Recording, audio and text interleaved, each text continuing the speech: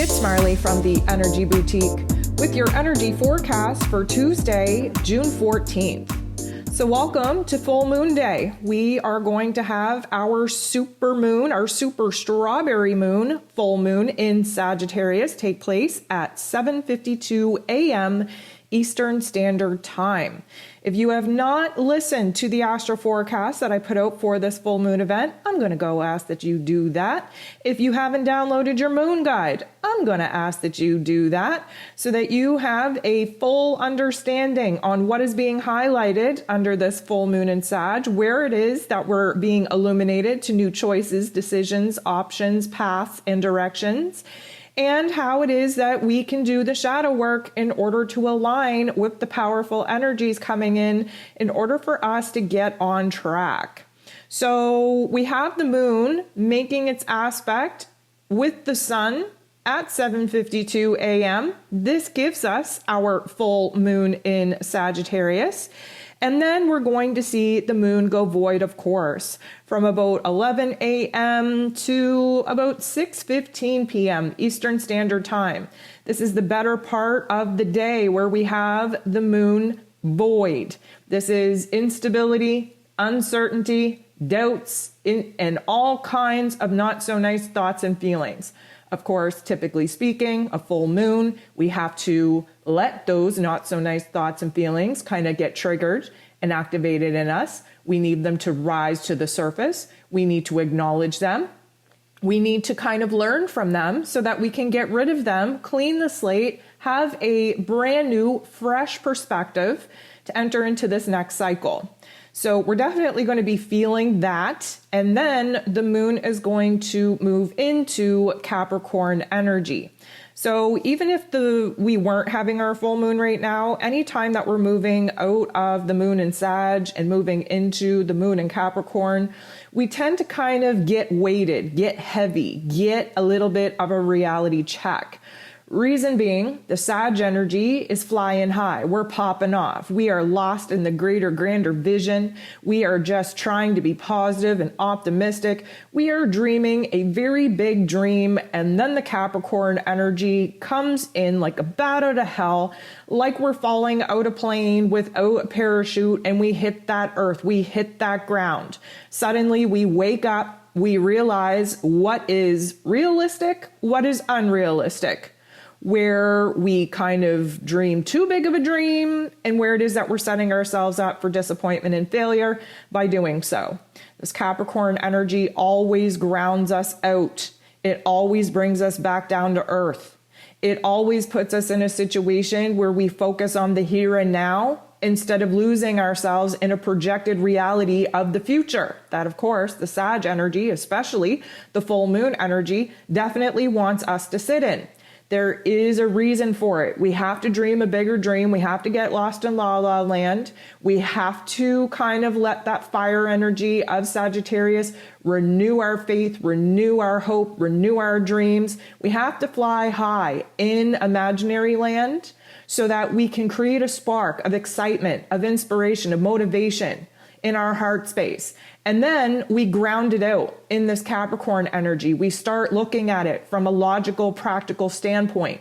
We start looking at it from a perspective where we're looking at what can we do in the here and now to not only align with that projected reality, but to clean up the mess of our current reality so that we can focus on building new foundations, new structures, new elements that are actually going to bridge the gap from where it is that we're at to where it is that we want to be.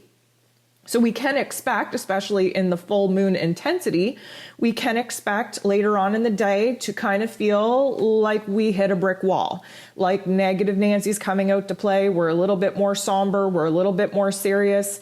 We kind of put the blinders on in the here and now. We pull ourselves out of this imaginary fantasy land where everything is hype, everything is cool, everything is achievable.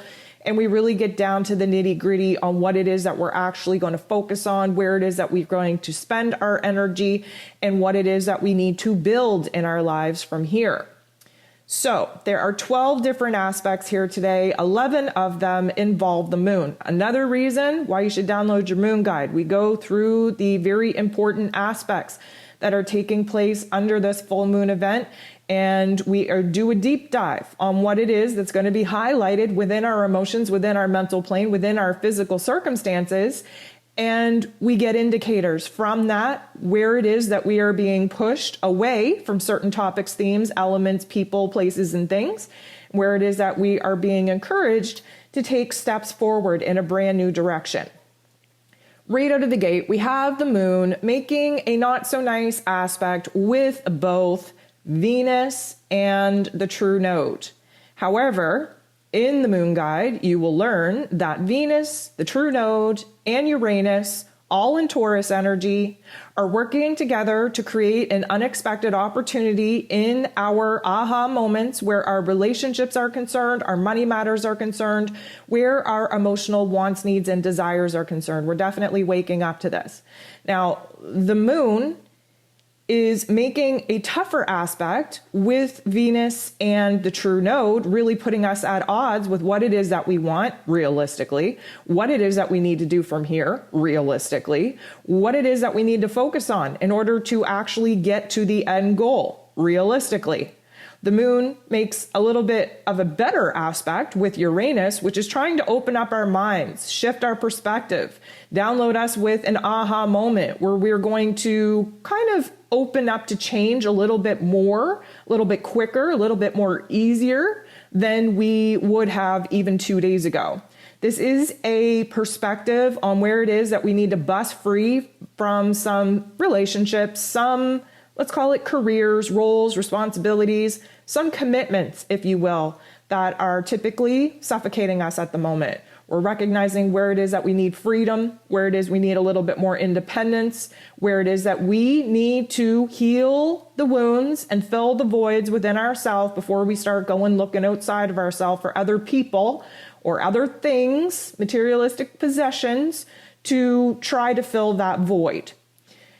Just as we pop off with this little trio, this is when the moon is going to oppose the sun. This gives us our full moon.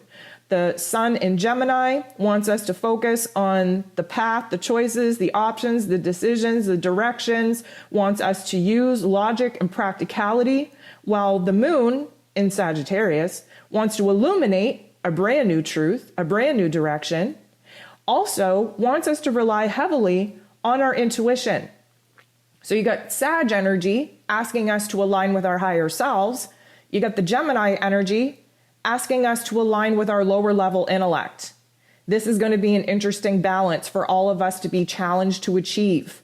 And again, do a deep dive in the moon guide. We go into depth on how it is that we're going to accomplish said balance and what that actually means for us moving into the next chapter, moving into the next cycle.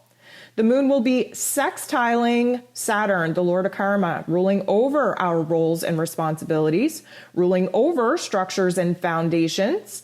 And of course, Saturn is retrograde, trying to show us where it is over the last year or so. We've been gifted with tough love life lessons. Now, did we do the work in order to actually move forward to receive our rewards and blessings? I sure hope so. Because if you didn't boss up, if you didn't learn the lesson, if you didn't do the work that was necessary over the last 12 months in order to be at this present moment, in order to be prepped and prepared for moving forward for new karmic lessons, new life cycles, new soul contracts, you're going to have a hard time. The moon sextiling Saturn in this way, though, is kind of giving us a big picture vision on where it is that we want to go, where it is that we want to end up. And in doing that, the, let's call it, spiritual teacher of Saturn, who gives us the tough love life lessons, is trying to slow us up, is trying to say, hey, let's not get too overly emotional and overly attached to this great big vision, this dream that you conjured up, because it is nothing but an illusion if you don't do the work, if you're not willing to roll up the sleeves and actually get your hands dirty in these physical circumstances, in this here and now, to get rid of the junk, get rid of the garbage of the old that is holding you back and blocking you from creating this new path. And of course, being willing to do whatever is necessary to bring new elements, new earth, new circumstances, new foundations to life. The moon is going to square Neptune. A square is not a favorable aspect at all. We think of the boxing ring. Neptune, of course, rules over our dreams, our creativity, our soul self. It is where endings and closures are needed before things actually pop off and begin. And right now, there's likely a little bit of distraction. We're living in La La Land. We're hurt in La La Land right now with this moon in Sag and with this Neptune energy. This is the last aspect that the moon in Sag is actually going to make before going void of course. And so we have to understand that we might be illuminated either in our inner realm or in our physical circumstances to where it is that there might be a detour needed in order to actually get us to where it is that we desire to be. Detours, although frustrating, can actually provide us with a quicker point of getting to our destination with a lot more grace and a lot more ease than maybe our tunnel vision currently has us set up for. Nonetheless, it's going to feel overwhelming because it's going to confuse us a little bit. We're not going to be able to make much sense of it. And like I said, the moon is about to go void, of course. So anything that we thought we knew, now we're questioning. Anything that we were feeling now is getting amplified. Anything that we were kind of focused on is now falling apart. And we're going to have to sit in this little bit of uncomfortability until the moon actually locks into Capricorn energy. We have some aspects that the moon's going to be making while void, of course, which is shaky, unstable, creating anxiety, creating restlessness, really kind of triggering a lot of questions within us. Again, may I remind you, breakdowns are needed before breakthroughs, and confusion and chaos is needed before clarity and stability comes through. The moon is going to bump into Venus in a positive way, which is likely going to help us figure out, emotionally speaking, what it is that we are lacking, what it is that we're feeling uncertain and kind of unstable about, what it is that we need to do within ourselves in order to provide ourselves with safety, security, stability in our own emotional fields before looking outside of us, ourselves, to have people or material possessions actually fill that void and try to heal that hurt. The moon and Venus they're definitely working together to try and conjure up a vision for the future. But Venus, who is in Taurus in her place of power right now, is so focused on the here and now. And the moon in Sag just wants to live in La La Land in a projected reality of the future. So Venus's whole kind of guise is, yeah, okay, it's great to have a dream, to have a vision, but I need to find the perfection, the beauty, the happiness, the joy, the safety, the stability, the security in the here and now, even though I may want my circumstances to be different, I may want them to change. We're really having to rely on the attitude of gratitude in the here and now, recognizing that we once prayed for what it is that we're currently living. And that's okay. That doesn't mean we have to stay in it forever, but we also have to work very hard to pluck out the silver linings of our current circumstances in order to actually have the vibration and frequency in the here and now to even be able to manifest a better scenario for ourselves. If you are ungrateful, if you are constantly looking at your life as I'm lacking this, I don't have this, I want more of that, blah, blah, blah. That is a low vibe that is not going to manifest you anything other than the current situation that you're already in. Because you're a radio signal, and right now with that kind of vibe, you're putting out to the universe that this is the vibe that you're comfortable in living at. Might not be true, 100% isn't true if you are unhappy with your current realm. But in order to actually manifest the reality that you would be happy with, you have to be vibrating at a frequency that encourages the universe to meet you at that vibration and frequency. You have to visualize that dream, that vision, attach a high vibration of emotion and thought to that before the universe is going to say, oh, okay, well, we're going to try to manifest this reality for this individual because, you know what, they're already there. They're already having the attitude of gratitude for their current circumstances. They're already so attached to the vision, to the dream, to the, projected reality. Let's start putting some of those pieces together and see how their vibration shifts or change. This is how we manifest. The moon is going to bump into Pluto, though, in not the nicest way, but this particular aspect is providing us with a choice point, with an opportunity to totally transform our inner realms that, of course, have to transform first before our physical realm is going to make a change. Pluto, the great transformer himself, is retrograde in Capricorn energy. This has a huge impact on where we're having aha moments, where we're shifting our perspectives, our understanding, where it is that the whole freaking fresh set of eyes are illuminating to us, where it is that we need to be more diligent in creating a path moving forward instead of dwelling on the past. This is a huge indicator that we are going to be tested, have a choice point to see how it is that we are going to react or respond to outside activations and triggers that are technically divinely scripted, to see whether or not we're going to let our ego react from old patterns, behaviors, and conditions, or whether our higher selves, our observer selves, are going to respond, seeing where it is that we're being tested, and of course, choosing a different way of handling the situation. The moon bumps into the true node in a very positive way. The true node, of course, is our soul's point of destiny. It is where the universe is trying to get us on the right path in order to kind of go after and pursue a brand new mission, a brand new purpose. Again, when you have an end goal, an end dream, an end vision, the true node wants us to get on the right path. So how do we do that? Well, we have to stay in the moment, but we also have to have the observer mentality to see where it is that we've come from, preparing us for this moment, and where it is that we desire to go because of the information that we are intuitively aligning with and logically and practically aligning with because of the moon and the sun opposing to give us our full moon energy, in order for us to realize what it is that we need to build from here, where it is that we need to move from here, the direction that we need to pursue from here.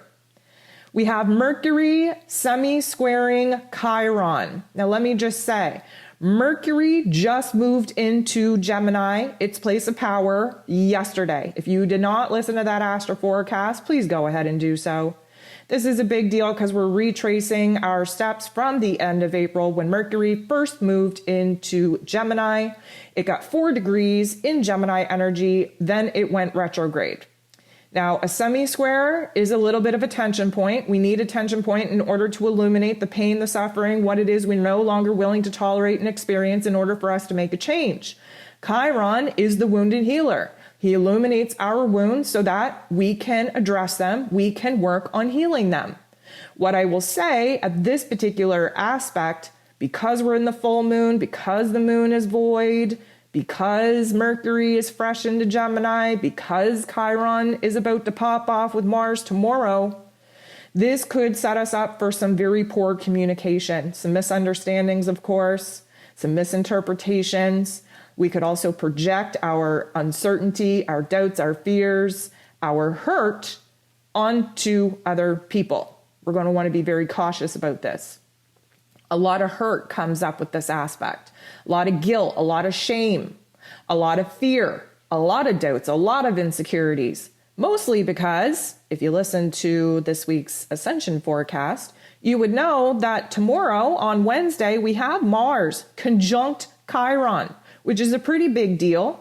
So the last couple of days we had to dabble in the negative aspects of the energy so that when these two pop off, we're going to be balanced and prepared to move into the positive aspects, which is ready to heal, ready to unleash the warrior, ready to push past the fear, the insecurities, the doubts, all of the negative coming up for us. But right now, our mental plane, Mercury energy, being in Gemini, divided, dualistic, extreme, is rubbing up again against our wounds in all the wrong ways. We have to pop off. We have to feel uncomfortable. We have to go into that negative mindset in order for us to realize where we got to pull ourselves out of that. And that is exactly what this particular aspect is going to provide us with. This is the point in time when the moon locks into Capricorn energy. The very first aspect that the moon in Capricorn is going to make is with Mercury. This particular aspect provides us with a learning opportunity. What are we going to do with it? So let's just keep in mind that the moon in Capricorn wants us to boss up, wants us to take responsibility, wants us to focus on the here and now, wants us to pull ourselves out of la la land, pull ourselves out of our mental plane, concentrate on the physicality of our current circumstances and environment to see what isn't working, what is working, what we can actually take control of, what we can clean up, what we can prepare for. This particular energy with Mercury is putting us in a position for us to really see, first of all, our negative narrative. We tend to get a little bit negative, serious, and somber when the moon moves into Capricorn.